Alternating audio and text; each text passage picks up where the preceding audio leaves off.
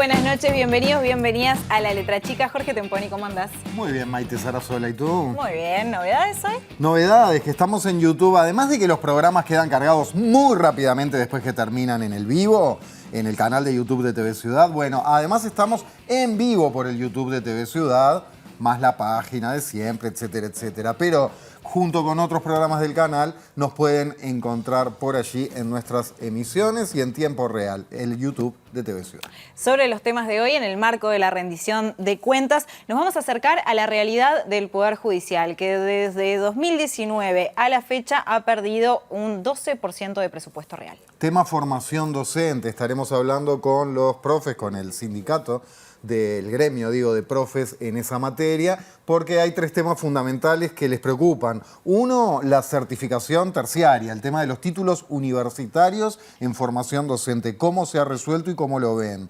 Otro, el de dineros públicos para instituciones de educación privada, sobre todo convenios con universidades, y algunas denuncias de irregularidades que vienen llevando adelante. Pero vamos a arrancar con corrupción, tema que ha estado en el centro de la polémica después de que se descubrieran varios casos vinculados al gobierno. Les recordamos primero que nos pueden escribir por WhatsApp al 092-374-089, confirma y hacen feliz a Jorge Temponi, como siempre, muchas gracias. Y recibo ya al invitado, el primer invitado de esta noche, Ricardo Gil Iribarne, expresidente de la JUTEP, de la Junta de Transparencia y Ética Pública. Muy buenas noches, bienvenido.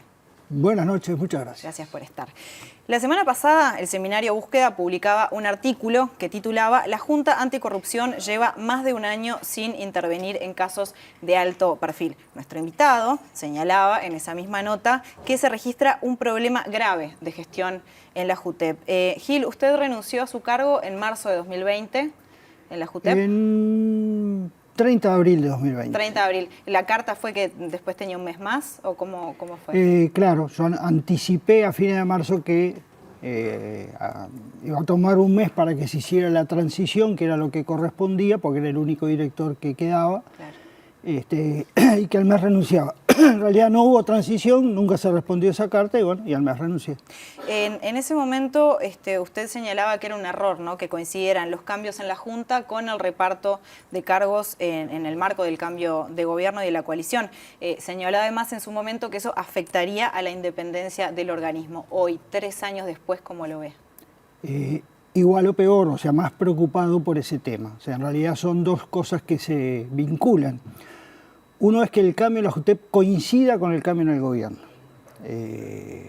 No había coincidido antes y yo creo que es lo mejor. O sea, que la JUTEP permanezca un tiempo después que cambie el gobierno, es por ejemplo a mitad del siguiente periodo, o sea, el cambio para que no se asocie justamente la integración de la JUTEP a la jefatura del Poder Ejecutivo.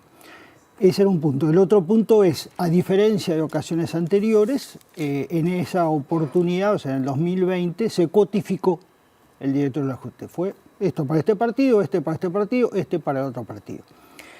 Es claro que en Uruguay todos somos de algún partido, entonces los miembros anteriores también éramos de algún partido, ninguno, o por lo menos en mi caso, yo no era militante ni nada por el estilo,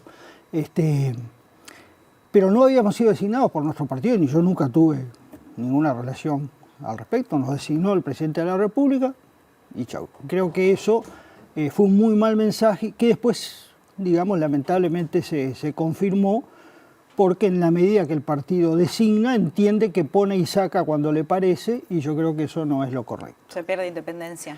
Se pierde totalmente independencia. Si yo tengo que tomar una decisión pensando qué va a pensar mi partido, si me va a dejar, me va a sacar, creo que no, en ese cargo por lo menos no es correcto, que lo que hay que buscar es gente técnicamente preparada y que tome sus decisiones fundamentales, y si se equivoca, que se equivoque, como me parece que pasó en esa oportunidad. Creo que fue una mala resolución la que tomó la JUTEP en el caso ante la Arena, pero creo que no es adecuado, no es un buen mensaje, no hace a la independencia del organismo que porque alguien toma o apoya una decisión, lo saques.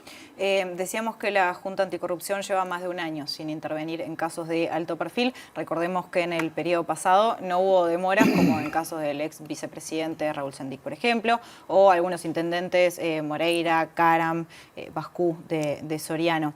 Ahora, sin embargo, casos como los de Sartori o Germán Cardoso, o mismo el intendente de La Valleja, Mario García, no parecen tener la misma celeridad. ¿Cómo ve estos procesos a la interna de la JUTEP? Desde la presidencia de la JUTEP, por ejemplo, se señala una deficiencia en cantidad de funcionarios. Bueno, vamos por partes. Sí. Lo primero es, yo fui presidente de la JUTEP, entonces no me resulta cómodo hablar de la JUTEP actual, en el sentido que puede parecer que nos fuimos nosotros y se acabó el mundo y todo va mal y todo es un desastre y además hicimos todo bien. Mentira. Nos equivocamos, cometimos errores, entonces... es otro programa hablar de eso, pero creo que no está bien que alguien piense que cuando llega empieza el mundo o que cuando se va se acaba el mundo. Entonces yo tengo mucho respeto por la gente que ha estado después en la JUTEP y tengo muchas críticas a la gestión. Con respecto a las denuncias, es bien sencillo. Si tú entras en la página de la JUTEP, hay 2 resoluciones sobre denuncias. Uno es el caso Antel Arena y el otro es el caso Gas Sayago. Ninguna más. O sea, yo no puedo saber lo que resolvió la JUTEP sobre muchos de esos casos que en todo este periodo se han planteado y sobre los cuales no hay absolutamente nada publicado. Lo que está publicado además es del año 2021, no es un año, son 2 años. Ese es el primer punto. Lo segundo es claro, es público, que en algunos casos no se han adoptado resoluciones y el caso del senador Sartori es el más claro tal vez. ¿Por qué? Porque está omiso en cumplir sus obligaciones desde que entró. Y llevan más de 3 años.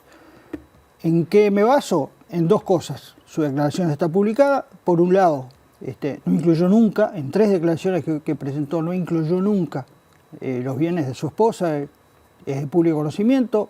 Él se presentó ante la Suprema Corte con un recurso de inconstitucionalidad. La JUTEP resolvió, por lo menos ese fallo no está en la página tampoco, pero trascendió en la prensa que la presentación suspendía el análisis de la situación. Creo que es absolutamente equivocado, la Constitución no dice eso, pero bueno, esa parte se suspendió, digamos. Pero el senador Sartori tampoco presentó nunca la declaración de sus ingresos.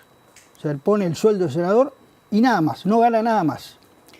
Ganando solo el sueldo de senador, entre noviembre del 2021 y febrero del 2022, su patrimonio se incrementó en creo que 30 y pico millones de dólares. Entonces, yo realmente no tengo ninguna sospecha, es decir, creo, es público, yo no lo puedo comprobar, pero es público que es un empresario exitoso. Ahora, tiene la obligación legal de presentar sus ingresos en todas sus actividades, aún en el exterior, es clarísimo. Eso se votó por unanimidad en el año 2019, él lo sabía, no lo hace y la JUTEP no ha hecho nada para que lo haga. Y van 3 años. Creo que más allá del caso, la seriedad, el prestigio, la imagen de la JUTEP con ese tipo de cosas se vienen abajo. Entonces la credibilidad de la JUTEP...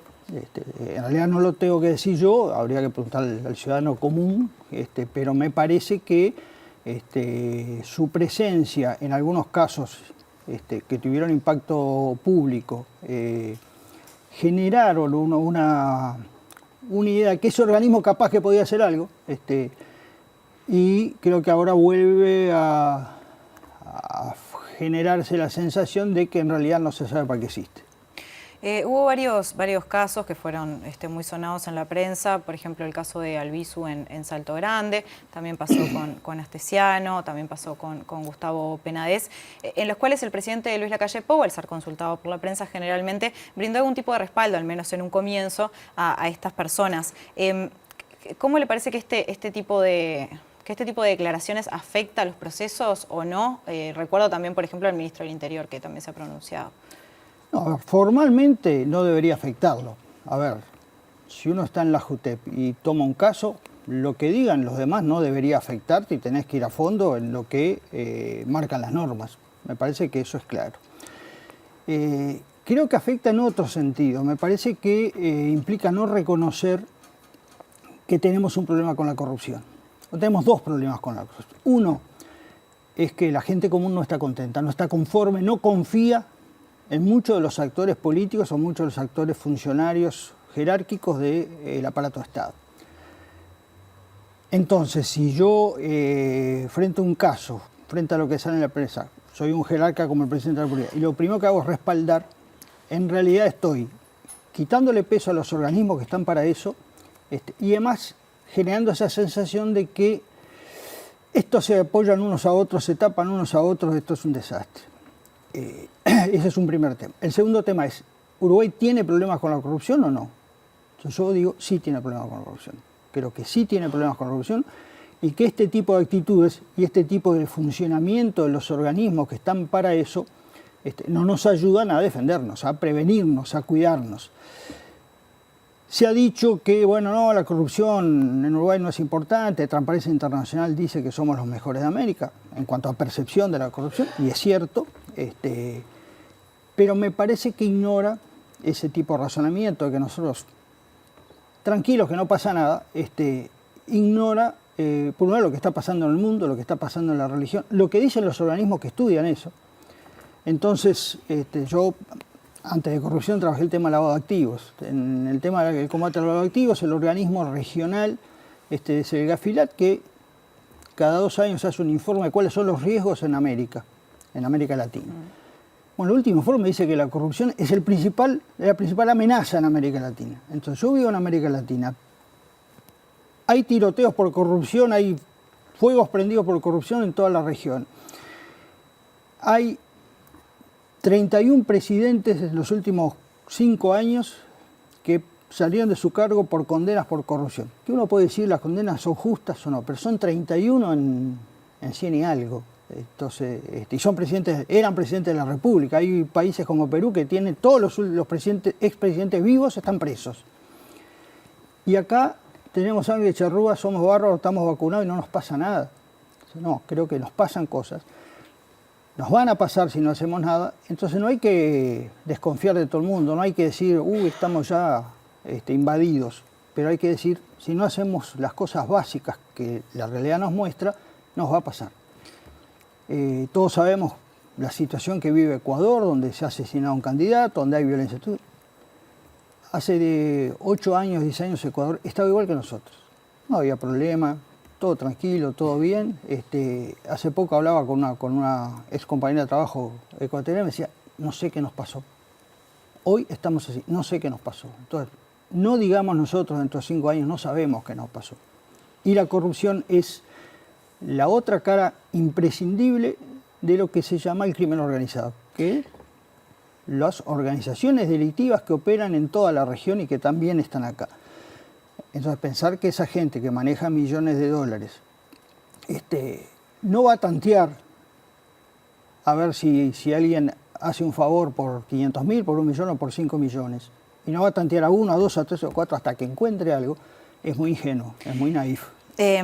Mencionaba lo del lavado de activos. Para recordar, entre 2005 y 2010 usted estuvo al frente de la Secretaría Nacional para la Lucha contra el Lavado de Activos y el Financiamiento del Terrorismo, épocas de Guarteche y de la Llera en el Ministerio del Interior. ¿Cómo se vincula esto que usted mencionaba, ¿no? El crimen organizado con el lavado de activos, con la corrupción? Bueno, la primera cuestión. Crimen organizado, hay muchas definiciones, pero digamos son organizaciones delictivas de muchos miembros o de varios miembros, la ONU dice más de 3, que operan de manera estable, no se juntan un día para hacer algo, tienen permanencia en el tiempo y cometen delitos por plata. Tráfico de droga, tráfico de personas, tráfico de armas, sabotaje, soborno, chantaje, todo. Lo que sirva para ganar plata, no hay problema. Entonces, esas organizaciones hoy han tomado mucho peso, lamentablemente, en todo el mundo y en América Latina, y tienen 2 características. La primera es que delinquen por plata, juntan plata, acumulan mucha plata, y el lavado de activos es los pasos que dan para poderlos usar aparentando que vienen de un origen legítimo, legal, ¿no? Entonces yo gano 3 millones de dólares traficando gente, no puedo ir al banco y decir vengo con 3 millones de dólares porque ¿a qué se dedica? Trafico gente. No, tengo que ocultarlo, tengo que buscar un verso, tengo que decir que es de otro, de un familiar, de una sociedad anónima, de un estudio que me hace la sociedad anónima y me presta al presidente, al vicepresidente y a los directores. Tengo que ocultar el origen. Eso es lavado. Por lo tanto, el lavado está absolutamente ligado al crimen organizado porque delitos por plata necesita lavar la plata. Y lo otro es, delito por plata, crimen organizado, necesita acceder al poder para generar favores, impunidad, más plata. Entonces, para eso, una de las formas es controlar funcionarios públicos, por las buenas o por las malas. Y coimiarlos es por las buenas. ¿Cómo está Uruguay en materia de prevención del lavado de activos? Es un tema que bueno, al menos ha sido criticado por la oposición del gobierno respecto a determinadas medidas. Yo creo que se ha generado un retroceso en ese plano, que yo lo asocio en primer lugar a una baja percepción de riesgo. En realidad empezamos a decir de nuevo, como se decía en los 90, bueno, que acá capaz que se lava un poquito, no hay muchos casos. En todo el mundo se lava y bueno, acá se nos puede colar algo. Creo que ese es el punto de partida para que bajemos la guardia. También decir que podés pagar hasta más de $100.000 en efectivo cuando antes estaba bancarizado es un retroceso. También decir que el máximo órgano de coordinación en tema de corrupción, que es una comisión que funciona en Presidencia de la República con todos los principales subsecretarios de los ministerios, que estaba presidida por ¿cómo se llama? El prosecretario de la Presidencia, ahora ya no está más presidida por él, o sea, se le quita peso. Decir que cuando la plata viene de un banco y se controla menos, o no dar un mensaje claro, todas esas cosas hacen bajar la guardia. ¿Y cuál es el efecto? El efecto es que en los últimos años tenemos 6 sentencias. El efecto es que tenemos miles de casos de delitos precedentes, o sea, narcotráfico, corrupción, contrabando, tráfico de armas, no sé qué, miles, más de 8.000 y 6 sentencias. Tenemos casos de corrupción y ninguna sentencia por lavado de corrupción. Tenemos $70 millones decomisados por contrabando y $70 millones no es bagallo del Chuy ni de la frontera, son organizaciones, no son ticholos, son organizaciones y no tenemos ni un solo caso de lavado de plata que venga del contrabando. Entonces, por lo parece que bajamos la guardia, por otro lado, me dan los números y no, sí bajamos la guardia, no estamos teniendo resultados, cuando en otros momentos tuvimos más resultados y habíamos empezado un ciclo ascendente en cuanto a respuesta, era la época de Warseche, yo siempre digo, bueno, coincidió en esa época una policía antidrogas muy sana, muy preocupada y que tomó el tema del lavado y que se capacitó, hoy esa gente ya no está, hoy no hay gente capacitada para investigar lavado. En el Ministerio del Interior. En el Ministerio del Interior y en otros organismos, porque en realidad cuando más éxitos hubo, no es un tema ni del Ministerio del Interior solo, ni de la Fiscalía solo, ni de la Secretaría Antilavado solo. Todos tienen que participar, incluso en las investigaciones. Participaban en su época la DGI, Banco Central, todo el mundo participaba activamente en las investigaciones. Entonces, hoy esos equipos se han desarmado. Tuvimos, como te decía, la suerte de tener una muy buena policía profesional y éticamente. Teníamos buenos jueces de crimen organizado, como el doctor Jorge Díaz o la doctora Graciela Gatti, teníamos buenos fiscales, como se dio un momento que esos equipos existían, se les daba mucho peso y funcionaban bien. Yo veo que eso se ha desarmado y la consecuencia es que no hay resultado. Además, los resultados buenos te potencian. Vos ganás un partido y el siguiente lo jugás mejor. ¿Y por qué piensa que pasa esto? Porque uno pensaría que es algo que se quiere evitar desde el gobierno, o sea, que no haya lavado de activos, evitar la corrupción, evitar el crimen organizado. Yo creo que uno pensaría eso. Creo que además esta baja de resultados yo no la asocio a complicidades, a omisiones culposas. Yo creo que realmente, primero, hay muchos actores que no ven el riesgo, no ven el problema del lavado de activos, o lo ven como un tema menor. En realidad, si lo asocias al crimen organizado, decís, no es un tema menor. Es plata, se mueven los bancos, hay mucha gente de corbata, pero atrás de eso están los 2 muchachos que le pegaron un tiro en la cabeza en el Borro hace un tiempo, la pareja que el otro día apareció muerta en una casa y le prendida a fuego, los 4 muertos en la Cruz de Carrasco en el mismo día. Atrás están ese tipo de cosas. Estos no son delitos que no tienen víctimas, ¿no? Tienen víctimas y justamente esas organizaciones delinquen por plata y lavan plata. Entonces, ese es un tema. El otro tema, creo que hay una concepción muy parienta de la concepción de los 90, cuando Uruguay era un centro de lavado y que era, bueno, nosotros, este es un país chico que precisa inversiones, vamos a atraerlas y si se nos cuela alguna paciencia. Creo que ese es el peor error. siempre se te va a colar alguno. Es imposible eliminar el lavado como es imposible eliminar las rapiñas o cualquier tipo de delito. Vos podés achicarlo, acotarlo, apretarlo, no dejarlo operar, generar una sensación de que, mirá, acá capaz que hay 100 que lo hacen y no pasa nada, pero hay 2 que la van a quedar y capaz que sos vos. Yo creo que eso se había logrado instalar, decir, bueno, acá el Estado uruguayo no quiere que se lave y está haciendo lo posible para que no se lave. Se equivoca, tiene problemas, tiene errores, pero hace lo posible y capaz que te toca a vos, muchacho. Y ahora la sensación es, mira que acá no pasa nada, vení tranquilo, porque no nos gusta, pero no estamos mostrando nada que te genere miedo, que te genere la duda de caer en cana. Y, a ver, hoy la cancha para estas cosas es el mundo. Y cuando un país baja la guardia, se sabe, se conoce y se aprovecha. Me quedé pensando en lo que decía de cómo el crimen organizado en algún momento busca tantear, ¿no? A los políticos. En este sentido, y teniendo en cuenta que se nos vienen elecciones, ¿qué piensas sobre la implementación de una ley de financiamiento de los partidos políticos? Varias cosas. La primera es, a veces nosotros pensamos que los problemas se arreglan con una ley. Yo en general pienso que no. Pienso que la ley, en todo caso, es buena si expresa una buena interpretación del problema y una buena solución del problema. Uruguay tiene una ley de financiamiento de los partidos políticos, es malísima y además lo que tiene bueno no se aplica. Una nueva ley mágica que nos solucione eso no existe. Lo que tenemos que hacer es lograr un acuerdo entre todos los actores, primero que reconozca por qué hay que transparentar, que es importante transparentar el origen de los fondos que se mueven en un partido. Eso es reconocer el derecho de la gente a dudar, a desconfiar y la obligación del político de mostrar para que nadie desconfíe. Eso no se está haciendo. Te voy a poner un ejemplo. Yo te mencionaba hoy el tema de la declaración jurada del señor Sartori. El señor Sartori, como fue cabeza de lista, no tiene límite para donar en una campaña electoral. Los cabezas de lista no tienen límite. Él donó 107 millones de pesos a su campaña. Él puso. Está bien, la ley lo permite. Ahora, la otra pata de la ley dice, vos tenés que mostrarle a la JUTEP el origen de sus ingresos. Ahora, como no se nos mostró, ¿de dónde sale esa plata? El funcionamiento de esto es como interrelacionado.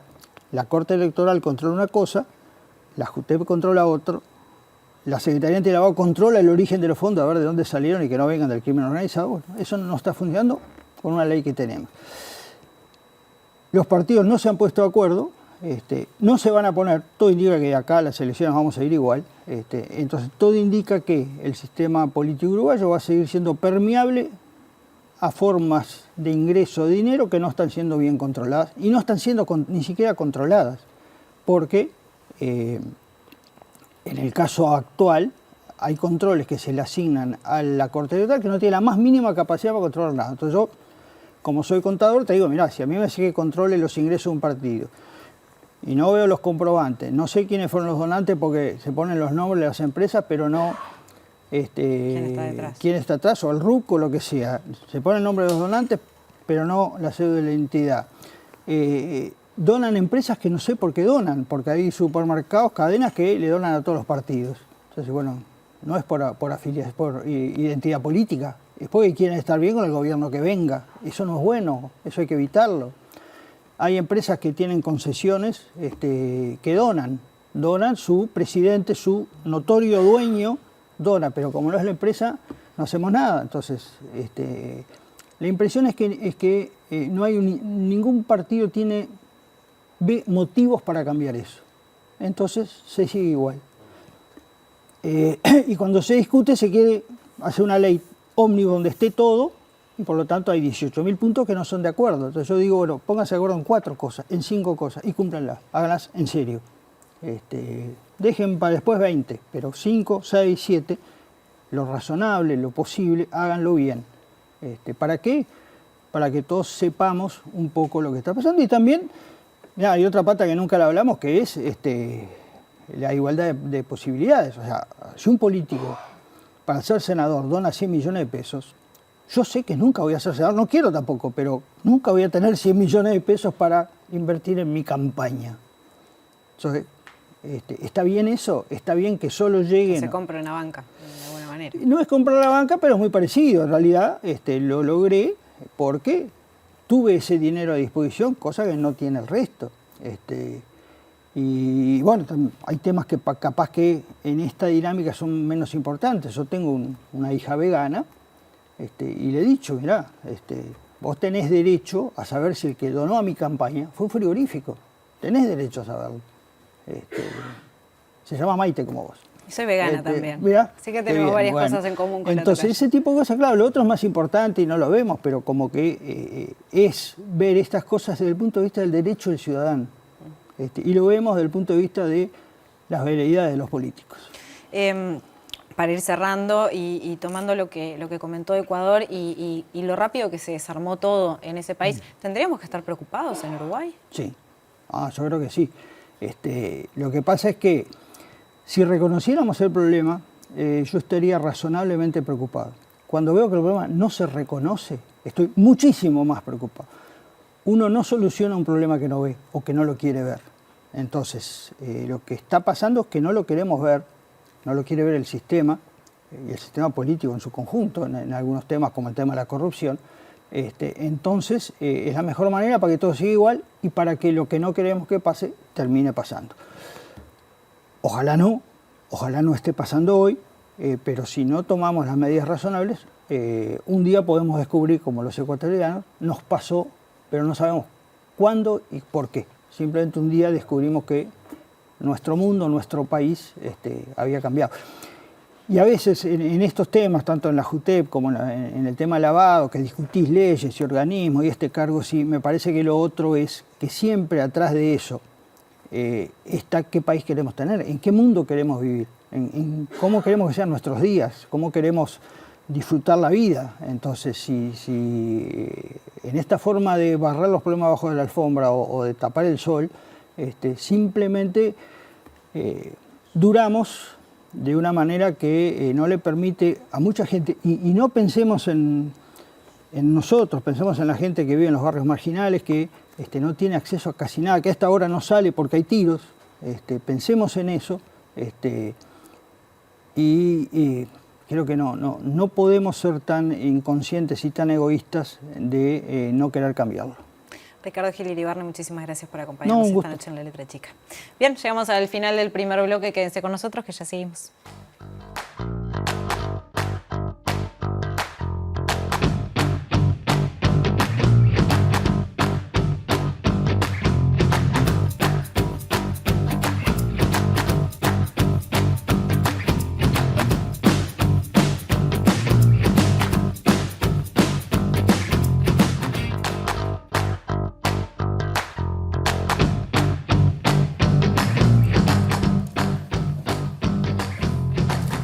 La pura verdad es que no sé si desde que tengo uso de razón se ha hablado tanto de la justicia y de temas judiciales en este país. Tanto le exigimos y sabemos que no le dan los recursos. Bueno, ¿hasta qué punto es esta problemática? Los ministros de la Suprema Corte de Justicia fueron la semana pasada al Parlamento en el marco de la discusión en esta rendición de cuentas pidiendo un incremento presupuestal para el Poder Judicial. Advirtieron, fíjense ustedes, a estas cifras que vienen, que desde 2019 su presupuesto se viene reduciendo y que han perdido más de un 12% en las últimas 3 rendiciones de cuentas. Estamos hablando de que entre 2019 y 2022 en inversiones se perdieron 27,9%, 56,3% en gastos de funcionamiento, 3,1% en remuneraciones. Entonces, ¿cuál es la realidad del Poder Judicial hoy y a qué condiciones laborales se están enfrentando los y las trabajadoras? Para charlar de esto recibimos a 2 integrantes de AFJU, la Asociación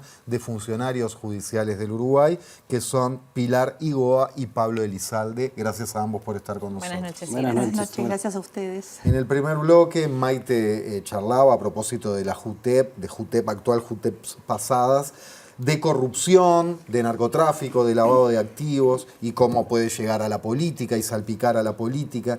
¿Qué visión tienen ustedes como funcionarios del Poder Judicial, desde su experiencia de primera mano, de esta cuestión de la corrupción y el lavado? ¿Y qué tan permeable creen que es Empezamos con opinión pura y dura, después vamos a hechos y a otro tipo de cosas. Bien. Pero ¿qué tan permeable creen que es la justicia uruguaya a estas problemáticas? Bueno, lo primero es agradecer, porque no es común que en programas profundos de debate se hable del Poder Judicial y la justicia.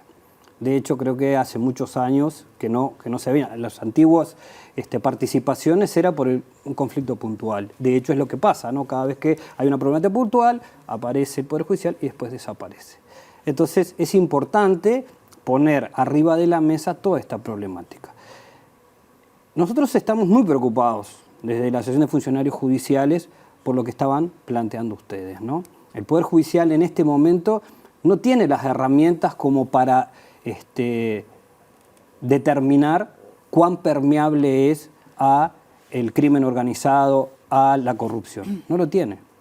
De hecho, más de una vez nosotros hemos planteado la necesidad de ver qué impacto puede llegar a tener. Porque vulnerabilidades hay, y muchas hay. Y sobre todo, nosotros consideramos que las oficinas judiciales están muy solas, sobre todo en los lugares más complejos, como deberían ser las fronteras, o lugares donde se puede detectar que hay grupos que tienen un interés particular en los lugares. Perdón, cuando decís están muy solas, ¿quiénes podrían acompañar y apuntalar? No por andar señalando con el dedo, ¿no? Sino por un laburo más interinstitucional. La institución, propiamente la institución, ¿no? O sea, más fortalecida. Exactamente, el fortalecimiento institucional. O sea, si están pasando cosas muy lejos de la capital, porque todo funciona en el Montevideo, pero lo que está pasando muy lejos, muchas veces se le pierde a la Suprema Corte de Justicia esas realidades. Como que los funcionarios ahí se tienen que poner capa de superhéroe. Exactamente. Los funcionarios administrativos y los jueces. Yo le agregaría lo que dice Pablo, de que la Corte o el Poder Judicial no tiene las herramientas, ni siquiera se plantea los temas de corrupción. O sea, la Corte tiene el viejo discurso del Uruguay de la tacita del plata o que tenemos los niveles más bajos de corrupción, pero no hay un planteamiento, no hay una mirada para saber qué está pasando. Entonces, la institución como tal en eso no tiene la capacidad de apoyar ni a sus jueces ni a sus funcionarios. Desde la oposición se afirma que el Poder Judicial está en un mínimo histórico de recursos, hablan de un 1,06% de participación en el Producto Interno Bruto. ¿Cómo afecta esto al funcionamiento y teniendo en cuenta esto también que están mencionando ustedes, ¿no? Que no haya recursos? Y bueno, mirá, tenemos una ley de género, ¿no? La ley de género, que es una de las leyes más avanzadas legalmente o en su cuerpo a nivel internacional, pero que es inaplicable. De hecho, hay solo un juzgado de género que está funcionando en San Carlos, ¿tá? En Montevideo no hay ninguno, se está pensando que se van a abrir 2 más, en Salto y en Rivera. ¿Por qué lo planteamos? Porque es clave y ahí uno se da cuenta cómo impactan los recursos, ¿no? De qué forma la falta de recursos no está haciendo, no da respuesta a lo que la propia sociedad planteó que es una urgencia, ¿no? Estamos hablando de género, ¿no? Entonces, ¿qué hay detrás de eso? Que el propio sistema político está haciendo, no está a la altura. ¿Por qué? Porque vota una ley de género sin recursos.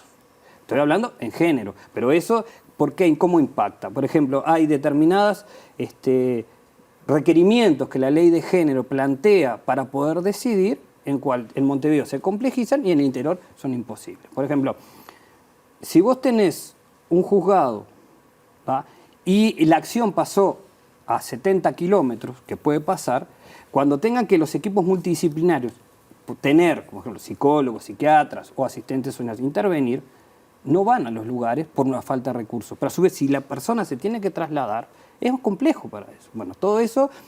Sí, más si estamos hablando además de una víctima de violencia, ¿no? No, exactamente. Pero por eso podemos tener muchas otras más problemáticas que impactan sobre eso. No nos vayamos muy lejos.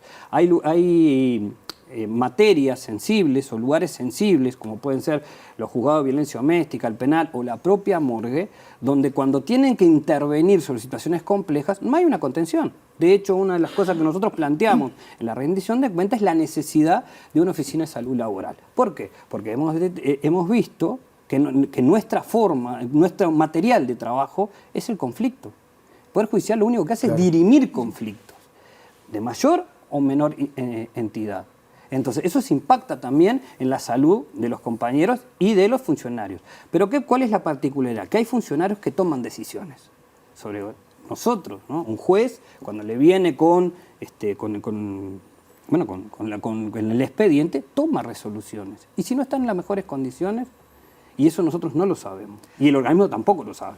Nosotros siempre decimos que a nivel del Uruguay hay determinados porcentajes, ¿no? Que se dice que hay un determinado porcentaje de situaciones de violencia doméstica, de violencia de género, de adicciones.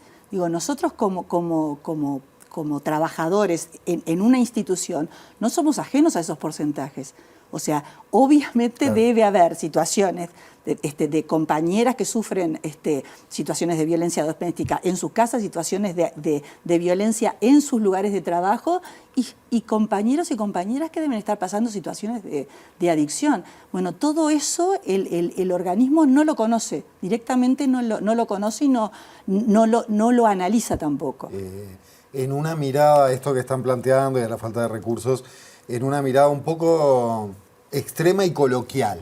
A ver, me parece que hay, poniéndome en el lugar de un funcionario que no cuenta con los recursos organizacionales para ser eficiente con su equipo de trabajo, en general se plantean dos caminos. Una, entregarse y bueno, que reviente todo, yo no puedo solucionarlo, si no lo soluciona la institución, y se genera como una, digamos, que me resbale, o se preocupa muchísimo y se enferma la persona. Exacto. Son dos caminos, estoy un poco caricaturizando o dibujando en trazo grueso, pero que me imagino que hay de las dos cosas. ¿Es así? Es así. Sí, es así. Pero aparte no es una caricatura, es la realidad. ¿Ah? Tenés compañeros que asumen responsabilidades que van muy por encima de la función. ¿Hasta cuándo? Hasta que su propio organismo o las situaciones medioambientales hacen que el compañero o se enferme o pida, bueno, ya no quiero trabajar acá, lléveme a otra materia. Entonces, todo ese tipo de problemáticas son cotidianas. Es más, nosotros muchas veces, desde el sindicato, tratamos de contener a los compañeros. La cantidad de llamadas que tenemos nosotros exclusivamente, sin tener formación, bueno, ella sí porque es psicóloga, pero sin tener formación en las cuestiones psicológicas, lo único que hacemos es escuchar. De hecho, las intervenciones que empezó a hacer el sindicato sobre las problemáticas arrancan hace más de 7 años atrás, un poquito más quizá, con un suicidio en un lugar de trabajo. ¿Verdad? Porque ¿qué pasa? Las cosas pasan, salen en la tele y después desaparecen.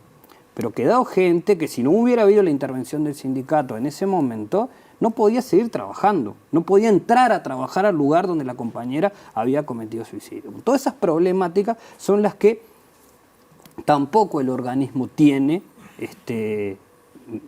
intervención o ha intervenido poca o muy poco en esta problemática. Nosotros hace poquito, porque yo quedé como muy choqueada, fuimos al juzgado de género que se creó en San Carlos, el único juzgado de género que existe en el país, que se creó rápidamente sin dinero para cortar cintas. Yo realmente no sé cómo hacen para trabajar los compañeros allí.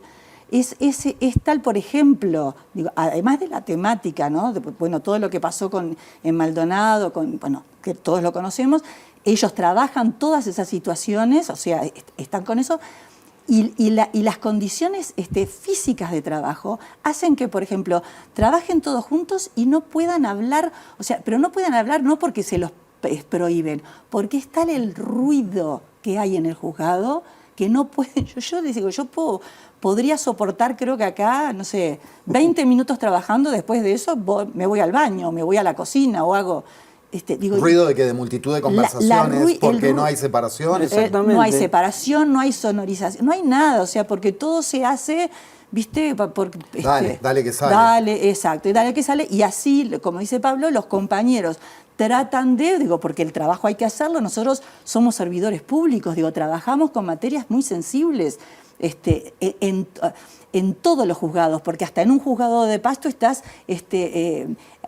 tratando que una persona siga viviendo en una vivienda, o sea, que lo desalojan, o sea, todas las materias tienen su complejidad.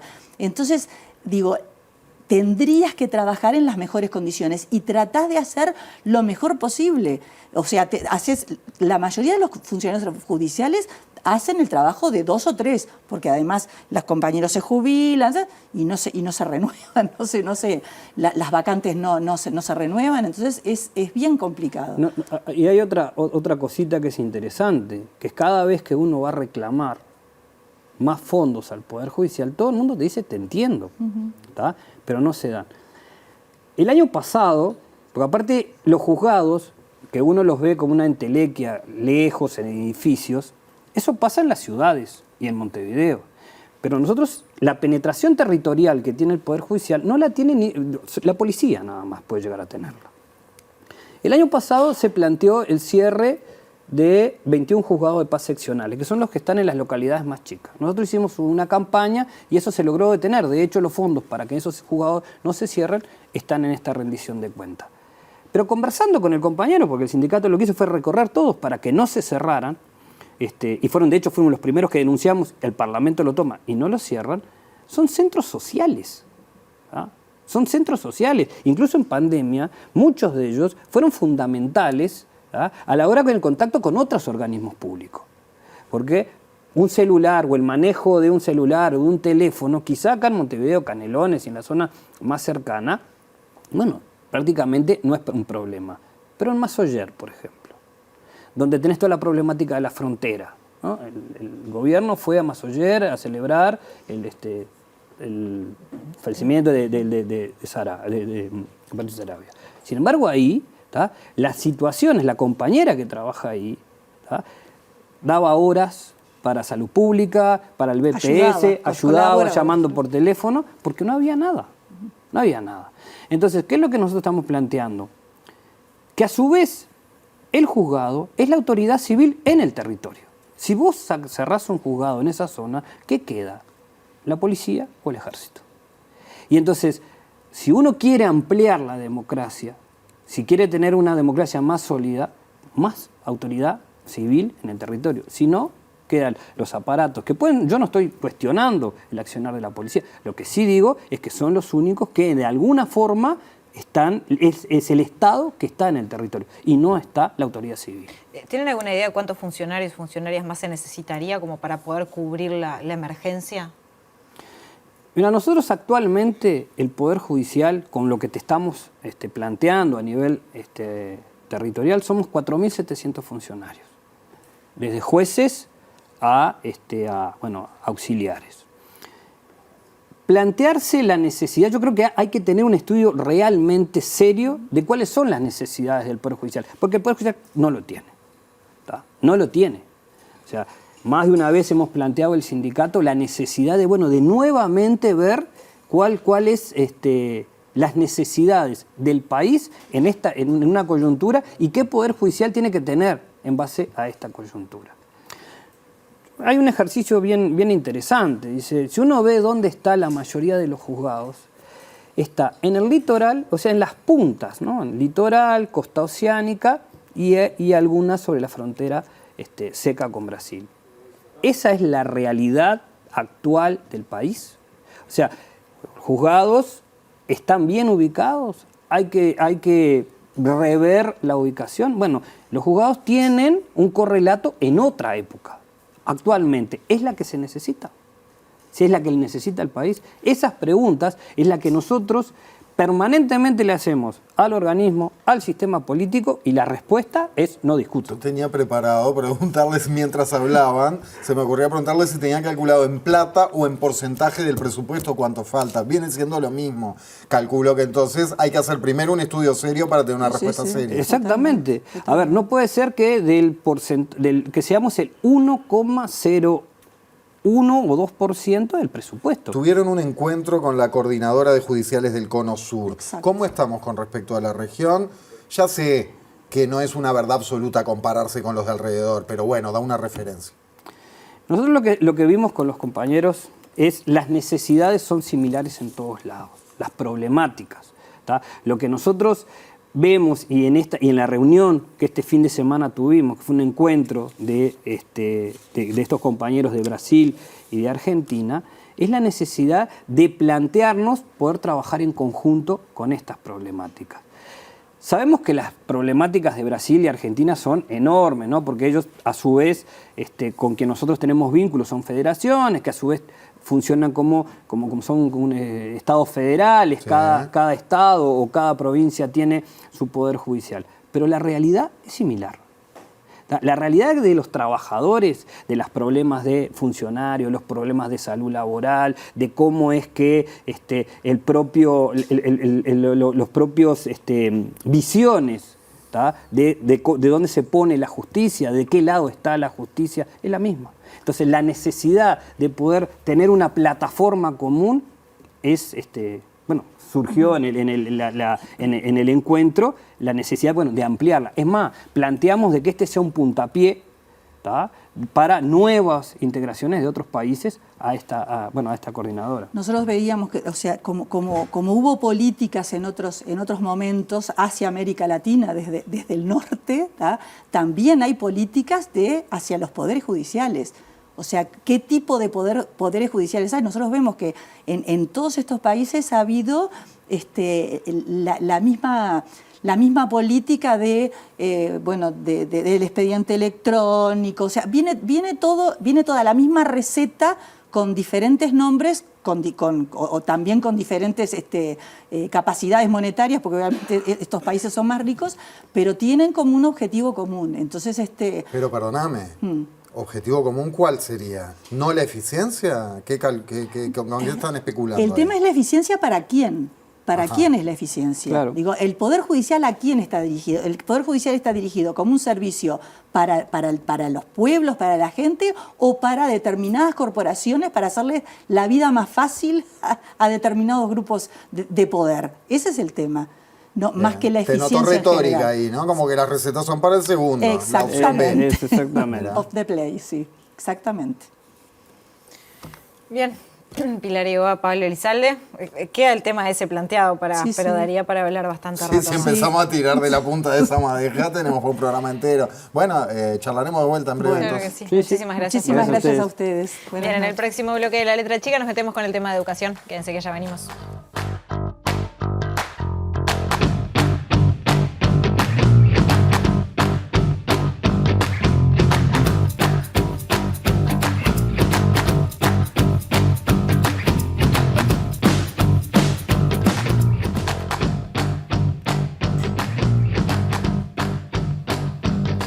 En el tercer y último bloque de La Letra Chica, como les decíamos, arrancamos con educación, porque desde el Sindicato de Docentes de Formación en Educación advierten que desde comienzos de año la situación es caótica. Denuncian además un proceso de privatización y desmantelamiento de la formación en educación y advierten a su vez sobre el traspaso de dineros públicos al área privada por medio de acuerdos del CODICEN con la ORT y también la Universidad Católica. Para hablar sobre estos temas es que recibimos esta noche a Fernanda Alanís y a Pablo Langone, ambos del Sindicato de Docentes de Formación en Educación. Bienvenidos y gracias por estar. Muchas gracias por la invitación. Es muy importante para nosotros tener espacio. Gracias. Perdón, antes de ir a la primera, me encanta siempre saber qué materias dan, qué dan. Ay. Yo soy profesor de historia, ¿sí? Filosofía. Gracias. ¿Ahora sí? Sí, quede Muy tranquilo. Bien, entonces, hablábamos de algunas de las cuestiones que ustedes están denunciando. Arranquemos por un estado de situación. ¿En qué está hoy la situación? Bueno, la situación viene complicada desde el año pasado. Las autoridades han planteado, como sabemos, una transformación educativa que abarca todos los ciclos.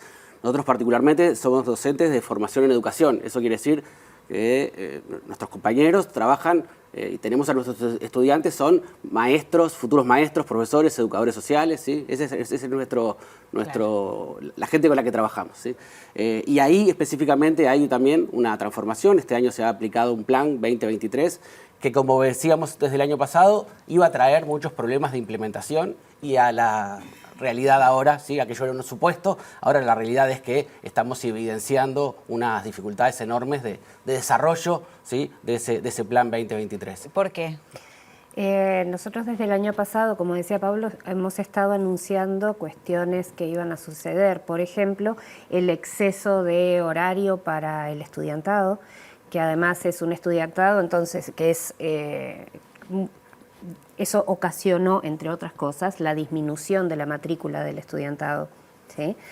La falta de docentes, la desmantelación del departamento académico, de los departamentos, perdón, de la estructura académica, eso tiene que ver con un proceso que se venía realizando de universitarización de la formación en educación, es decir, estábamos tendiendo hacia transformarnos en universidad y todo eso se fue revirtiendo, entonces volvemos a unos cuantos años atrás y empeorando la situación además. Entre otras cosas es esto de que muchos de los grupos no han tenido docente o tuvieron docente muy tarde. Hubo un corrimiento además desde los docentes de formación en educación hacia otros subsistemas porque quedaron sin horas o hubo recorte de grupos y bien, planes, los programas que no estaban totalmente prontos, muchas cuestiones administrativas que no se resolvieron y que han sido como emparchadas durante el año. En el camino, digamos. Sí. Sí, puntualmente, para poner algunos ejemplos y que la situación se comprenda. Nosotros anunciábamos porque la transformación y las posibilidades de llevar adelante una reforma es una cuestión que lleva sus tiempos, que lleva también su coordinación y sus acuerdos, y la administración ha roto los puentes, digamos. Nosotros todo el año pasado insistimos en que teníamos que colaborar, que había que generar posibilidades de diálogo, de complementación, porque los docentes y los estudiantes somos los implicados en la posibilidad de transformar y de mejorar y actualizar los programas. Las autoridades no siguieron ese camino y siguieron llevando adelante desde una perspectiva muy poco cuidada, para decirlo de alguna manera. Entonces, por ejemplo, para poner algunos detalles, en marzo empezaron las clases, ¿sí? El plan 2023 inició el 14 de marzo. Bueno, los programas de esos cursos se aprobaron un mes después. El reglamento de evaluación llegó más de un mes después, es decir, los docentes teníamos clase con los estudiantes, no sabíamos a ciencia cierta cuál era el contenido que había que trabajar, no sabíamos a ciencia cierta cómo se iban a evaluar esos contenidos porque no estaba aprobado el reglamento.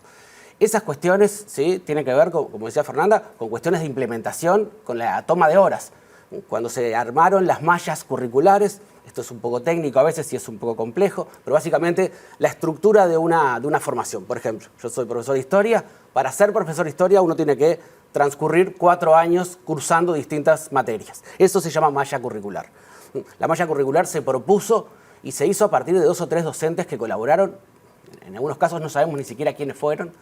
Y la verdad que nuestro posicionamiento con respecto a eso es que hay un deterioro de la calidad académica de esos cursos. Esas formaciones han ido para atrás en cuanto a la actualización académica. Para poner algunos ejemplos, en historia, las bibliografías, los textos que se recomiendan a los estudiantes, bueno, tienen, yo le contaba recién a Fernanda, no hay textos del siglo XXI. O sea, estamos en el año 23. ¿no? Y hay, se producen textos todo el tiempo. La historiografía. Había en la malla curricular, en la bibliografía. Digamos, había, el último plan era del 2008, probablemente ahí estuviera claro que la actualización fuera necesaria, pero ahora, en los años que han transcurrido, no se ha actualizado. Se ha producido una cosa que produjo la dictadura, que fue ensamblar, ¿sí? Sociología con derecho. 2 disciplinas que son absolutamente distintas, campos distintos. La dictadura lo había hecho hace 40 años, pero sabemos bien que la dictadura no tenía muchas luces en cuanto a lo cultural, a lo académico y a lo educativo, ¿no? Fue un periodo muy oscuro en la formación de nuestro pueblo. Bueno, otra vez se volvió a hacer eso. El docente va a salir en Derecho y en Sociología, ¿no? Y nos parecen que esas cuestiones tienen que ver con lo que veníamos a hablar, ¿no? Una propuesta que en todo caso parece estar dando cuenta de un debilitamiento de la formación docente pública, ¿no? Entonces ahí es donde nosotros estamos preocupados. ¿Qué es lo que está pasando con la propuesta histórica, pública de la educación, de la formación en educación. Bueno, hay una aparente debilidad, ¿sí? Las cosas no se están haciendo bien, el número de estudiantes que ingresaron este año, como comentaba Fernanda recién, se ha reducido enormemente, ¿sí? Y bueno, ¿y qué está pasando con las competencias, ¿no? Con otros espacios académicos que podrían ocupar ese espacio de la educación pública? Entonces, bueno, hay una cuestión también que es laboral, pero que incide directamente sobre la calidad de la formación en educación, que es el tema de que muchos de nosotros y nosotras concursamos para los cargos que tenemos, para las asignaturas que estábamos impartiendo. En mi caso yo tengo una doble efectividad como docente de epistemología y como docente de pedagogía, y son asignaturas que se mantienen en el nuevo plan, pero tenemos el caso de docentes que concursaron por otras asignaturas que desaparecen, ¿sí? O incluso, en mi caso, como docente de epistemología, el próximo año epistemología no va a estar en el plan, entonces yo no puedo tomar, va a estar recién en el tercer año. Entonces yo el año que viene, si solamente tuviera la posibilidad de trabajar en eso, no podría. Y esta situación va a empeorarse el próximo año porque se está proponiendo un sistema de elección de horas para los docentes de formación en educación que se supuestamente tiende también a la universitarización, pero no es así, sino que retrocede también. Porque nos ofrecen lo que se llama las unidades horarias de desempeño, que son cargos con una determinada cantidad de horas de docencia directa, de horas reloj, ¿no? Cargos de 10, 20, 30, 40 y 45 horas reloj, que tienen un mínimo de horas de clase.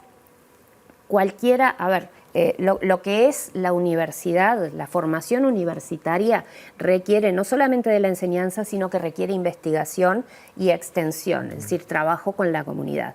Y la investigación es fundamental para la producción de conocimiento. Eso es fundamental. Bueno, con estos nuevos cargos, lo que sucede es que se reducen las horas en las que uno puede dedicarse a esas cuestiones, ¿sí?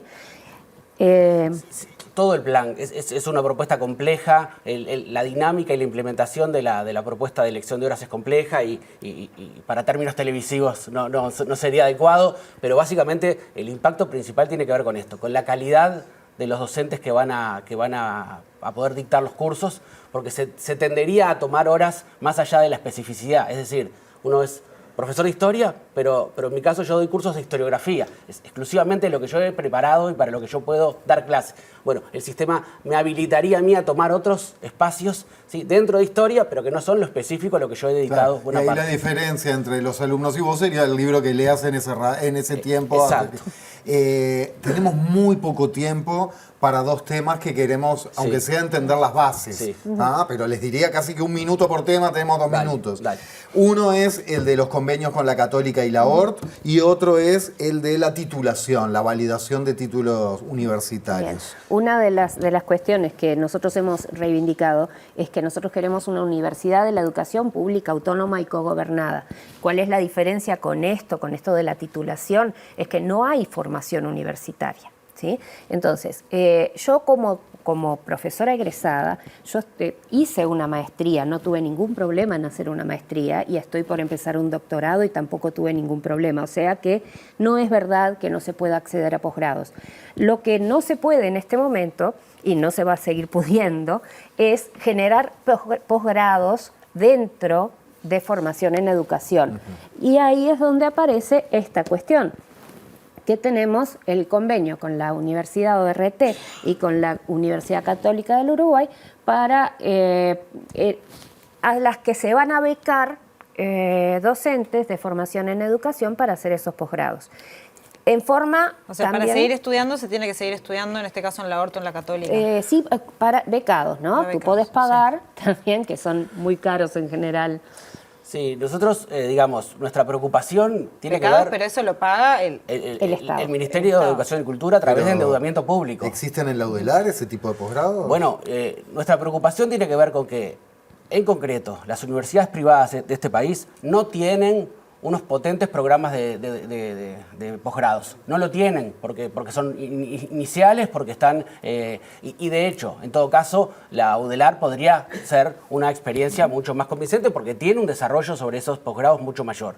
Entonces, nosotros estamos diciendo, más allá de eslogans, ¿sí? Acá hay una privatización en términos técnicos. Supone un endeudamiento público por parte del Ministerio de Educación y Cultura que va a financiar, ¿sí?, formación docente a las universidades privadas, cuando otra vez, insisto, no se explica. Si estamos hablando de otros países, la Universidad Católica Chilena, ¿no? La Universidad Católica Peruana, bueno, son universidades e instancias que tienen una trayectoria enorme que se justificaría la posibilidad de esos lugares académicamente hablando. Pero no es la experiencia que estaba ocurriendo aquí. Entonces aquí estamos viendo esta cuestión de privatizar recursos públicos, ¿sí?, en manos de las privadas. Para cerrar, la cuestión sobre la titulación para nosotros es preocupante porque es un mecanismo que la que ha optado la administración. Entonces escuchaba al ministro da Silveira diciendo, bueno, es lo que se ha podido hacer. Sin embargo, nosotros creemos que eso es porque no se ha querido hacer. El sistema político todo, ¿sí?, ha estado obstaculizando una verdadera transformación en educación, formación en educación, que es la universidad. Nosotros necesitamos una universidad democrática para discutir y alejar las políticas educativas del control del sistema político. Nosotros tenemos que, entre docentes, estudiantes, técnicos, poder discutir las políticas educativas por fuera de los ciclos electorales. Si no estamos a cada rato y cada 5 o 10 años volviendo a discutir, abandonando programas que no se analizan, necesitamos autonomía, ¿sí?, necesitamos posibilidades, los técnicos, los docentes, los estudiantes, de discutir esto de una forma democrática. Pablo Langone, Fernanda Lanís, muchísimas gracias por este ratito. Gracias a ustedes. Gracias a ustedes. Bueno, ya que te gusta preguntar por materias, ¿cuál fue tu materia favorita en el liceo? A ver. Literatura. Para las humanidades y literatura, historia, filosofía, todas las humanidades que se te ocurran. Pero con literatura gocé como un cánido. Muy bien.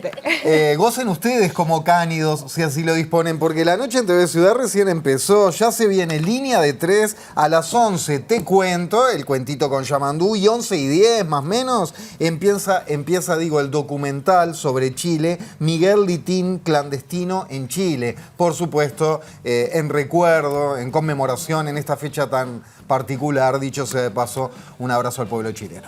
Muchas gracias por acompañarnos, como siempre, en esta Letra Chica. Volvemos el miércoles a las 21 horas aquí por TV Ciudad. Chau, que descansen.